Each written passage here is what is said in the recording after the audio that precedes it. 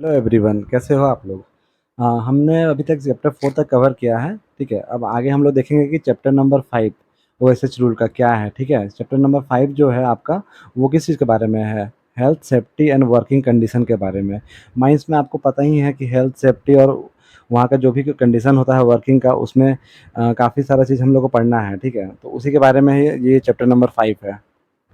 तो आप देखिए इधर हम लोग साथ ही साथ क्या बोलते हैं, इसका पीडीएफ ओएसएस का जो ओरिजिनल पीडीएफ है, इसको भी कवर अप करेंगे। ठीक है, लेकिन देखिए एक चीज़ हम बता दें कि स्पेशली हम अभी माइनिंग के लिए पढ़ा रहे हैं, तो यहाँ पे देखिए ए नंबर जो है ये फैक्ट्री के लिए है, जो कि हमें नहीं पढ़ना है। ठीक है, हम लोग को स्पेशली पढ़ना है माइनिंग वाला के लिए। ठीक है, जो कि है आपका बी नंबर रूल। ठीक है, जो कि 26 से स्टार्ट होता है, तो हम लोग यहीं से कवर अप करने वाले हैं। एक तरफ आपका ये पीडीएफ भी रहेगा और एक तरफ आपका नोट्स भी रहेगा, ताकि आपको समझने में दिक्कत ना हो। ठीक है, तो सबसे पहले हम लोग नोट्स में पढ़ेंगे कि नोट्स में रूल नंबर 26 क्या है। रूल नंबर 26 जो है वो आपका किसके बारे में है? क्लीननेस एंड हाइजीन के बारे में। मतलब कि स्वच्छता और एवं स्वच्छता।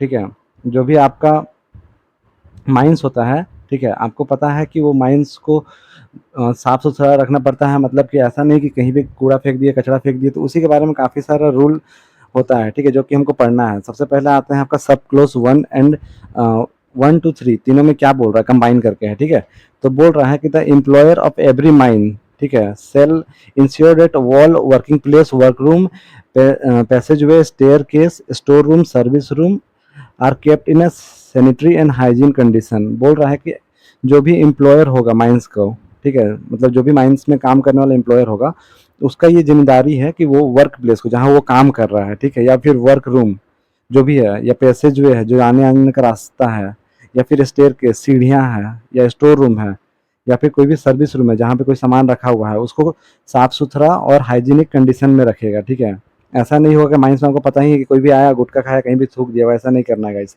इसको साफ सुथरा और हाइजीनिक कंडीशन में रखना है। और उसके बाद देखिए आगे लिखा हुआ है surface of wall ceilings and window and Skylight must be kept clean. जैसे कि आपका जो सरफेस है माइंस का, ठीक है, तो वो सरफेस को भी आपको साफ सुथरा रखना है। या फिर लाइट आ रहा है खिड़की से, तो आपको ऐसा नहीं कि सीलिंग है वैसे ही गंदा है, विंडो है वैसे गंदा है, धूल जमा हुआ है, तो वैसा नहीं रखना। आपको वो सब भी चीज़ भी ध्यान रखना है और साफ सुथरा रखना है। आगे बोल रहा है कि floor of every work room, जो भी आपका फ्लोर होगा मतलब जमीन होगा वर्क रूम का, ठीक है, जहाँ आप काम करिएगा, वो भी क्लीन होना चाहिए, as far as possible dry and non slippery. मतलब वो क्लीन भी होना चाहिए, साफ सुथरा भी होना चाहिए और सूखा होना चाहिए। ऐसा नहीं कि जहाँ आप काम कर रहे हैं वहीं पानी गिरा हो, पैर कोई आ रहा है पैर फिसल के गिर जा रहा है, तो ऐसा नहीं करना है आपको। ठीक है, तो यही चीज़ के बारे में है आपका सब क्लोज 1 से 3 में। ठीक है, अब देखिए आइए पीडीएफ में एक बार हम लोग देख लेते हैं कि पीडीएफ में भी क्या दिया हुआ है 1 से 3 के बारे में। जो भी आपका देखिए 1 में वही लिखा है कि all workplace work room passage way staircase store room and service room are kept in sanitary and hygiene condition. Surface of wall ceiling including window skylight are always kept clean. जो मैंने आपको बताया guys अभी वही चीज़ है इसमें भी। ठीक है, 3 नंबर में वही है कि the floor of every work room is maintain clean और ड्राई नॉन स्लिपरी कंडीशन। ये तीनों बता दिया। अब आगे देखिए क्या है, जो कि है आपका where work where wet work process are carried out, जो कि आपका सब क्लोज नंबर 4 है। तो इसका मतलब होता है कि कोई भी गीली प्रतिक्रियाओं का समन, जहाँ पे मतलब कि काम हो रहा है, जहाँ पे मतलब क्या बोले ड्रेनेज हो गया। ठीक है, जैसे कि आपका मानिए पानी का काम हो रहा है माइंस के अंदर। ठीक है, तो आपको ऐसा नहीं है कि कहीं भी पानी का जमा हो रहा है तो आपको ऐसे ही उसको छोड़ना है, आपको उसको इग्नोर नहीं करना है। आपको वहाँ पे इफेक्टिव ड्रेनेज सिस्टम को मेंटेन करना है कि हाँ पानी आ रहा है तो उसको निकालने का उचित व्यवस्था किया जाए। फॉल्स फ्लोर हो गया, या प्लेटफॉर्म हो गया, या मैट हो गया, या और भी कोई ड्राई जो कि सूखा स्टैंडिंग प्लेस है, वो आपको प्रोवाइड करना है।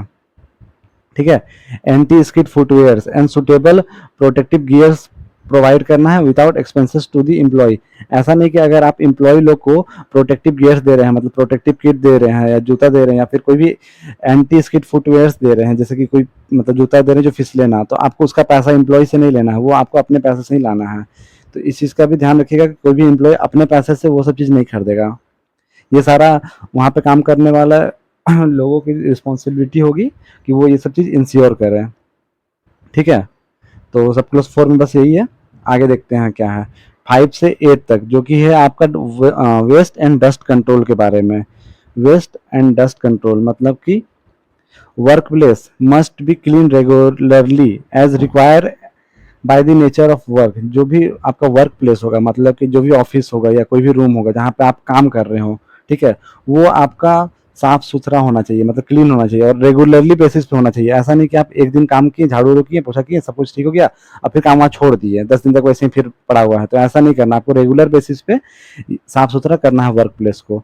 आगे बोल रहा है sweeping and cleaning should be done during interval between work to prevent the raising to dust. देखिए इसमें क्या बोल रहा है कि जैसे झाड़ू पोछा करिएगा तो वो आपका क्या बोलते हैं, वर्क के दौरान नहीं होना चाहिए। जैसे आप ऑफिस में काम कर रहे हैं, तब आके कोई उसी पर साफ कर रहा है, झाड़ू पोछा कर रहा है, तो उससे जो भी डस्ट होगा वो सारा तो आपका इधर उधर हो जाएगा, आपको दिक्कत होगा। तो ऐसा नहीं, जब आपका मतलब जो भी आपका टाइम होगा, जब आप मतलब जब ऑफिस में आप नहीं रहिएगा, उससे पहले या उसके बाद में आपको वो सारा चीज स्वीपिंग और क्लीनिंग का काम कर लेना है, जिससे वर्क भी डिस्टर्ब ना हो। आगे बोल रहा है कि appropriate means must be taken to avoid contamination of air. Suitable arrangement for daily collection, storage and disposal treatment of waste must be made under effective supervision। आपको इसमें ये बोल रहा है कि जैसे आप झाड़ू पोछा करिएगा तो धूल उड़ता है ना, तो धूल उड़ने के लिए अवॉइड करने के लिए कंटेमिनेशन ऑफ एयर को आप पानी का छिड़काव कीजिएगा उसमें, ठीक है। या फिर आप कलेक्शन मतलब कि गार्बेज के लिए आप डस्टबिन लगाइएगा, प्रॉपर ट्रीटमेंट कीजिएगा वेस्ट का। ऐसा नहीं कि आपको गीला कपड़ा मतलब गीला कचरा और सूखा कचरा एक ही में मिला दिए। तो ये सब चीज़ का भी आप थोड़ा सा ध्यान रखिएगा। आपके लिए उसके लिए 2-3 डस्टबिन लगा लीजिएगा, जिसमें एक में आप सूखा का कचरा डालिएगा, किसी में गीला कचरा डालिएगा। हो गया। तो इसमें आपका सब क्लॉज 3 से 5 में सॉरी 3 से 8 में इसी के बारे में दिया हुआ है। अब आगे देखते हैं। आगे आता है आपका रूल नंबर 27, ठीक है। रूल नंबर 27 से जाने से पहले एक बार हम लोग इसमें भी देख लेते हैं कि क्या क्या दिया हुआ है, ताकि आपको और अच्छे से क्लियर हो जाए कि हाँ कुछ नया नहीं है इसमें भी। देखिए जहाँ वेट वर्क प्रोसेस हो रहा है वहाँ क्या बोल रहा है, इफेक्टिव ड्रेनेज लगाने। और गाइस देखिए मैं आपको 2-2 बार इसलिए बता रहा हूँ ना, कि अगर एक बार आप वहाँ से पढ़े और आपको थोड़ा सा डाउट हो और नहीं समझ में आए तो दोबारा आप देख के समझ जाओ, ठीक है। तो वो चीज़ का भी थोड़ा सा ध्यान रखते हुए 2-2 बार बता दे रहा हूँ आप लोग को। दूसरा बोल रहा है कि फॉल्स फ्लोर, प्लेटफॉर्म या मैट या ड्राई स्टैंडिंग प्लेस भी प्रोवाइड किया जाएगा, ठीक है। एंटी स्किड फुटवेयर्स और सुटेबल जो भी आपको प्रोटेक्टिव गियर है वो भी आपको वर्क के दौरान, काम के दौरान प्रोवाइड करना है, without expenses to the employ का पैसा उसमें नहीं लगना चाहिए। ये चीज़ का भी ध्यान रखा गया है। उसके बाद देखिए आपका आता है 5 नंबर, जो कि बोल रहा है वर्क प्लेस को क्लीन रखना है जब nature of work carried on हो, और as far as practical sweeping and cleaning done होना चाहिए ड्यूरिंग इंटरवल बिटवीन वर्क। देखिए यहाँ साफ साफ लिखा हुआ है कि ड्यूरिंग इंटरवल बिटवीन वर्क के बीच में, मतलब कि जब आपका वर्क चल रहा हो उस टाइम में नहीं, वो इंटरवल हो जब आपका वर्क ना चल रहा हो उस समय, ठीक है। In such a manner to prevent the raising of dust, कि जो भी धूल उड़ उसको प्रिवेंट कर सके हम लोग, जितना ज़्यादा से ज़्यादा हो जाए, जिससे काम डिस्टर्ब ना हो। उसके बाद है आपका where for technical reason cleaning must be carried out during working hour appropriate means. Same guys वही दिया हुआ है, ठीक है, जो अभी बताया मैंने। सुटेबल अरेंजमेंट लगाना है स्टोरेज के लिए, ट्रीटमेंट के लिए, every type of waste clear language में दिया हुआ है। तो एग्जाम में इससे क्वेश्चन डायरेक्ट पूछ सकता है, ठीक है,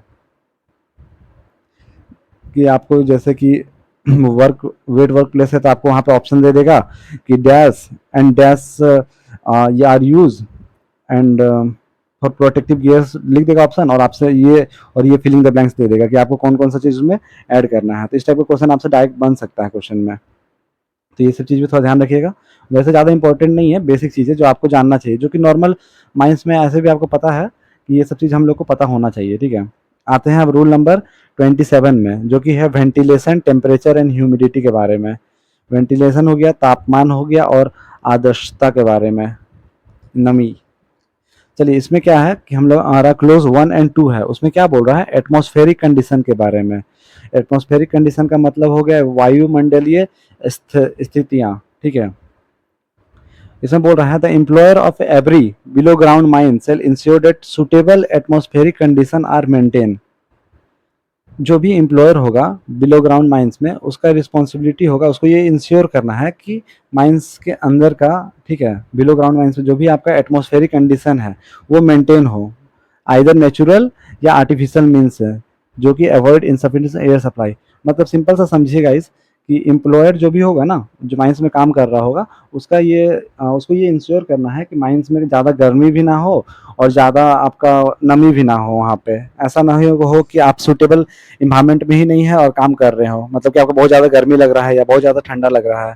और अगर आपको नेचुरल तरीका से, मतलब कि नेचुरल वेंटिलेशन अगर आपको वहाँ पे काम नहीं कर रहा है, तो आपको आर्टिफिशियल मीन्स मतलब आर्टिफिशियल फैन लगाना होगा, जिसके कारण जो भी वहाँ पे हवा का कमी है उसका सप्लाई पूरा हो सके। ठीक है, आगे बोल रहा है कि वहाँ पे एक्सेसिव हीट या कोल्ड भी नहीं होना चाहिए। ऐसा नहीं हो कि जहाँ भी काम करें वहाँ बहुत ज़्यादा नमी हो हवा में, उससे भी काफ़ी प्रॉब्लम होता है सांस लेने में। तो वो सारा चीज़ को ध्यान रखना है आप जब काम करिएगा तो। और ये काम किसका है, एम्प्लॉयर को इंश्योर करना है ये सारा चीज़। ठीक है, आगे बोल रहा है कि adequate ventilation must be provided to clear away smoke, fume, steam and dust and to dilute inflammable and noxious gases to render them harmless. बोल रहा है कि आपको एडिक्वेट वेंटिलेशन मतलब कि प्रॉपर वेंटिलेशन वहाँ पे करना है, जहाँ भी आपको स्मोक मिले। ऐसे काम कर रहे हैं वहाँ पे आपको दिख रहा है कि कुछ डस्ट है या फ्यूम है या स्टीम है, तो आपको वहाँ पे एडुकेशन मतलब प्रॉपर वेंटिलेशन प्रोवाइड करना है, जिसके कारण वो जो भी चीज़ें वो सारा आपका हट जाए। और आपको डाइल्यूट इन्फ्लेमेबल और नॉक्सियस गैसेस भी है, वो भी आपको उससे कम हार्म हो, मतलब कम हार्म। जैसे कि अगर हवा का सप्लाई अच्छा रहेगा माइंस में, तो अगर इन केस वहाँ पे थोड़ा मोड़ा आपको नॉक्सियस गैस या इन्फ्लेमेबल गैस भी मिल रहा है, तो वो हवा के साथ बाहर निकल जाएगा। ठीक है, तो उसीलिए बोल रहा है कि एडुकेट वेंटिलेशन सिस्टम रखना बहुत ज़रूरी है माइंस के अंदर। तो हमारा सब क्लोज 1 और 2 इसी के बारे में था। अब आते हैं सब क्लोज नंबर 3 और 4। ठीक है, जो कि है आपका वेदर प्रोटेक्शन एंड मॉनिटरिंग के बारे में। वेदर प्रोटेक्शन का मतलब हो गया कि मौसम संरक्षण एवं निगरानी। इसमें क्या बोल रहा है कि employer must be protected from extreme weather condition by changing working hour और प्रोवाइड फ्री प्रोटेक्टिव क्लोथ्स। अब देखिए इसमें बोल रहा है गाइस, कभी कभी क्या होता है कि आपको पता है कि गर्मी के दिन में किसी का डे शिफ्ट होता है, किसी का नाइट शिफ्ट होता है। ठीक है, तो डे शिफ्ट वाला को तो आपको पता है कि गर्मी में हालत खराब हो जाता है, और नाइट शिफ्ट वाला को थोड़ा सा उसके कंपेयर में कम राहत होता है। तो इसमें बोल रहा है कि जो भी एम्प्लॉयर होगा उसको ये चीज़ का तो देखना है कि वर्किंग आवर मतलब कि जो भी एम्प्लॉय, अगर आप एक बार डे शिफ्ट में काम कर रहे हैं तो एक बार आपको नाइट शिफ्ट मिले, तो फिक्स वर्किंग आवर हो और वर्किंग आवर चेंज होते रहे। ठीक है, तो ये चीज़ का भी आपको थोड़ा ध्यान रखना है। और आपको फ्री प्रोटेक्टिव क्लोथ्स मिले, मतलब कि जो भी कपड़ा से मतलब कि आपको कम गर्मी लगे, या फिर जो भी आपका प्रोटेक्टिव क्लोथ्स हो गए, जैसे आप बिलो ग्राउंड माइंस में काम कर रहे हैं। ठीक है, तो आपका सेफ्टी जैकेट हो गया, तो वो सारा देने का भी काम किसका है, एम्प्लॉयर का है। तो इस चीज़ के बारे में भी है थोड़ा सा कि सेफ्टी जैकेट, सेफ्टी क्लोथ्स हो गया। आगे बोल रहा है कि mechanical ventilation must be provided if fresh air supply is इनएडिक्वेट naturally. मतलब कि देखिए अगर माइंस के अंदर आपका फ्रेश एयर जो है वो सफिशियंट अमाउंट में नहीं जा पा रहा है, मतलब कि जितना हवा चाहिए काम करने के लिए गैलरी में या फिर वर्किंग प्लेस में, अगर उस जगह पे उतना हवा नहीं जा रहा है, तो फिर आपको क्या करना है, मैकेनिकल वेंटिलेशन लगाना है। मैकेनिकल वेंटिलेशन मतलब कि आपको ऑक्सिलरी फैन लगाना है। ठीक है, जिसके कारण कोई भी मैकेनिकल वेंटिलेशन, जैसे कि हवा निकालने के लिए या फिर हवा डाल माइंस के अंदर और डालने के लिए, तो वो सारा चीज़ का भी आपको देखना है। ठीक है, ऐसा नहीं कि हवा कम है छोड़ो ना यार, हवा कम है हमको क्या है, मेरा शिफ्ट खत्म होगा काम करके चलो, वैसा नहीं करना। आपको वो चीज़ का मतलब प्रोवाइड करना है गाइज, मतलब उस चीज़ का आपको थोड़ा सा ध्यान रखना है कि आपको माइंस में मैकेनिकल वेंटिलेशन लगा के प्रॉपर एयर सप्लाई हो, क्योंकि वो बहुत ज़रूरी है। क्योंकि एक तो बिलो ग्राउंड माइंस में आपको पता है काम करना इतना मुश्किल होता है, वहाँ पे सेफ्टी मेजर्स और ज़्यादा लेने पड़ते हैं, वहाँ सेफ्टी रिस्क बहुत ज़्यादा हो, मतलब क्या बोलते हैं, हार्मफुल कंडीशन आप वर्क करते हैं। तो ये सब चीज़ का छोटा छोटा चीज़ का आपको ध्यान रखना है। अब देखिए सरफेस का केस में क्या बोल रहा है, at the surface of the mines temperature suitable for the type of work must be maintain and measurement of air quantity, temperature, humidity must be regularly recorded of each air measurement station।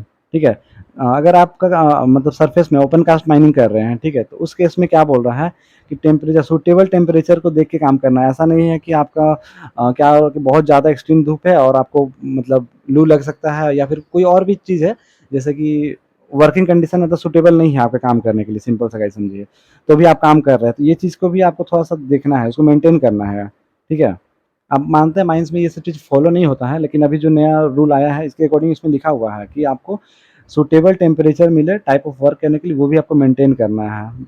और आपको जो भी air quantity है, ठीक है, कि आपको कितना गर्म हवा है, कितना ठंडा हवा है, या फिर कितना नमी है हवा में, वो सारा आपको रेगुलरली रिकॉर्ड करना है, मतलब समय समय पे उसको रिकॉर्ड करना है। और जो भी मेजरमेंट आया आपको, ठीक है, उसको हर मेजरमेंट को मेजरमेंट स्टेशन पे उसको रिकॉर्ड करके रखना है कि हाँ आज गर्मी कितना है, ठंडा कितना है, जो भी है तो उस चीज़ के बारे में है। तो यही है आपका सब close number 3 and 4। Sorry guys, 3 से लेके 6 तक है। एक्चुअली ये रोमन में लिखा हुआ है ना, तो काफ़ी कन्फ्यूज़न है थोड़ा।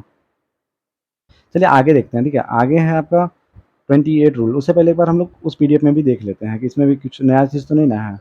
देखिए, the employer of every below ground mine shall ensure that suitable atmospheric condition, मैंने आपको बताया गाइज कि वहाँ पे सुटेबल एटमॉस्फेरिक कंडीशन होना चाहिए। नेचुरली और आर्टिफिशियल मीन्स से आपको एयर सप्लाई को प्रोवाइड करना है प्रॉपर। हार्मफुल ड्रॉप नहीं होना चाहिए, मतलब ज़्यादा गर्मी भी नहीं होना चाहिए, एक्सेसिव हीट या ठंडा नहीं होना चाहिए। ये सारा चीज़ मैंने आपको बताया अभी, ठीक है। वही चीज़ है पहला रूल। दूसरा रूल क्या बोल रहा है, step are taken necessary to provide all suitable place adequate ventilation to clear away smoke dust steam gases.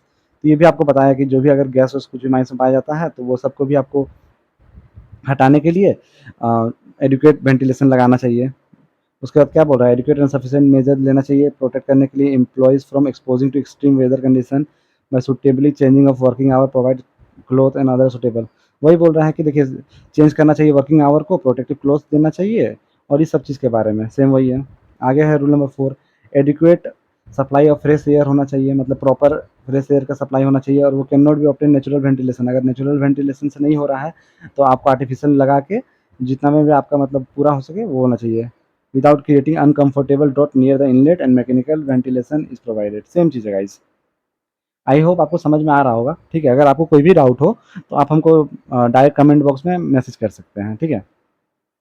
आगे देखिए क्या है, at every work place at the surface the temperature suitable for the type of work perform in a maintain work place degree. Same वही है जो मैंने बताया कि जितना भी वर्क प्लेस होगा सरफेस माइंस का वहाँ पे सुटेबल मतलब टेम्परेचर सुटेबल होना चाहिए काम करने के लिए, उसका भी ध्यान रखा जाएगा। वर्क प्लेस में ज़्यादा गर्मी भी नहीं हो, ज़्यादा ह्यूमिडिटी भी नहीं हो, और या फिर आउटसाइड का टेम्परेचर ऐसा भी नहीं हो कि आप काम करने लायक ही ना हो और आप काम कर रहे हो वहाँ पे, तो उससे काफ़ी रिस्क हो सकता है, जान वान का हानि हो सकता है, ठीक है। तो वो सब भी थोड़ा ध्यान रखना है।